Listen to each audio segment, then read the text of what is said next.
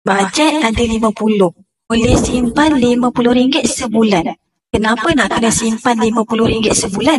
Bukan banyak pun RM50 sebulan. Setahun baru berapa ringgit. Tapi kalau tak simpan RM50 sebulan, payah juga nanti. Bila anak nak sambung belajar, dah ada ke duit untuk diorang sambung belajar ni? Sebenarnya ada satu cara macam mana kita nak menabung dan kita takkan gagal menabung. Cara dia macam mana? Kita paksalah menabung. Nak paksa macam mana? Paksa je menabung dalam akaun JAP Public Go Junior ni. Akaun ini, bila kita buat auto debit, hanya perlukan sebanyak RM50 saja setiap bulan.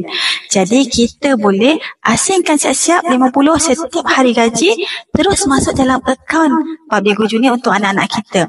RM50 pada hari ini, cuba tengok lepas 15 tahun, berapa nilainya?